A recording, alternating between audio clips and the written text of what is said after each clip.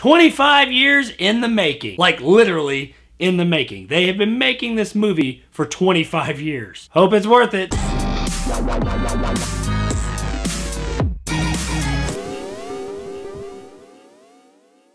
The Man Who Killed Don Quixote. I'm sick as shit, but I'm doing this thing. Stars Adam Driver as a director who's making a commercial in Spain, who one day during filming comes across an old friend from the past. You see, 10 years ago, Adam Driver's character Toby was in Spain making his directorial debut with a student film called The Man Who Killed Don Quixote. While there, he cast an old man who was a shoe cobbler in the town as Don Quixote. He made his little student indie film, he went back to Hollywood, became a big director, and now he's back making a little commercial. He takes a little break from filming one day, goes back down to the little town where he shot his little short film 10 years ago, and he happens across the old man, played by Jonathan Pryce, still in character as Don Quixote. Like, not just in character, this guy lives his life as Don Quixote. He travels the land being like the last bastion of chivalry. And this guy totally believes he's Don Quixote. More so beyond that, he believes that Adam Driver's character is his faithful squire, Sancho. And that's where the movie takes off. And if that sounds kind of weird, well, yeah, that's because this is a fucking Terry Gilliam movie, and all his movies are fucking weird. But weird in that real good way. This is probably the most Terry Gilliam movie we've gotten in a long time. This movie has a long checkered past of attempts to being made. Like, not in the way that they were trying to get it made, but no, they actually started making this movie back in the late 90s. At that point, Johnny Depp played the character as Toby, and they actually filmed a good portion of the movie. But through a course of all kinds of crazy, insane real-world events, it all just fell apart. There's a great documentary from 2002 documenting the whole thing as it happened called Lost in La Mancha. It's really interesting and just kind of odd to think that they actually made a good portion of this movie and we'll never see it. Until now. While none of that movie is in this movie, as far as I know, it's more or less, from what I understand, the same story that he's been trying to get made for the past 25 years. If nothing else, you have to at least respect the fact that Gilliam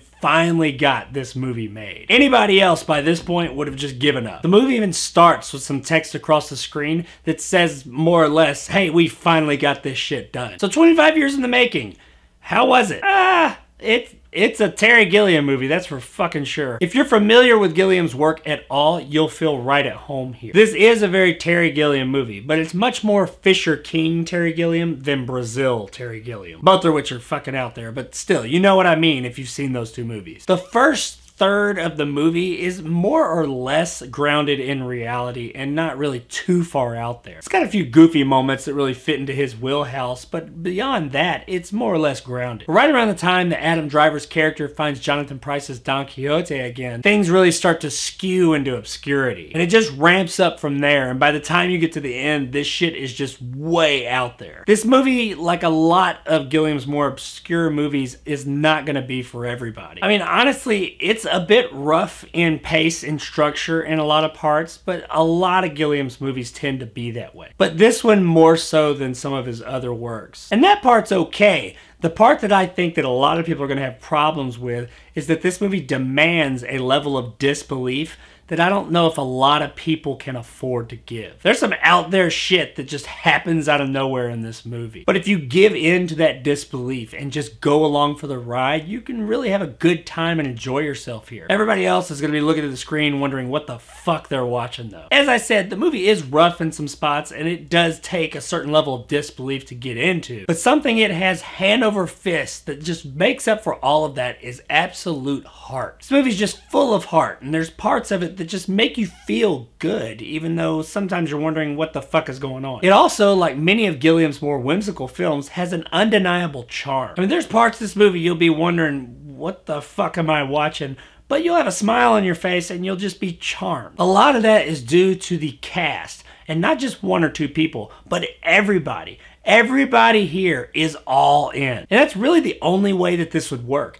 Everybody had to be on board and be along for this crazy, insane ride. And they absolutely are. Jonathan Pryce is great as Don Quixote. And while as far as I know the guy's not Spanish in any way, shape, form, or fashion, I really couldn't see anybody else playing this role now. He was perfect as that old senile nut job with a heart of gold. Adam Driver also does a fantastic job as a self-absorbed douchebag director, that while he doesn't always do the right things, somewhere deep down inside he wants to do the right thing. And one way or another, Don Quixote is going to pull that out of him and make him a better person. Now, even though I've been going on and on about all this deep emotional rabble-babble going on in this movie at its core is a comedy. Well, maybe like a comedy fantasy. All about a very unconventional fantasy, but still a comedy fantasy. And that's somewhere the movie does a fantastic job, is its comedy. It's extremely obscure, absurd comedy, but it really works. There's quite a few times throughout this movie I found myself laughing out loud and just had a really good time watching it. I spent the vast majority of the time with a smile on my face. I mean, I didn't know what the fuck I was smiling at half the time because you're kind of lost sometimes, but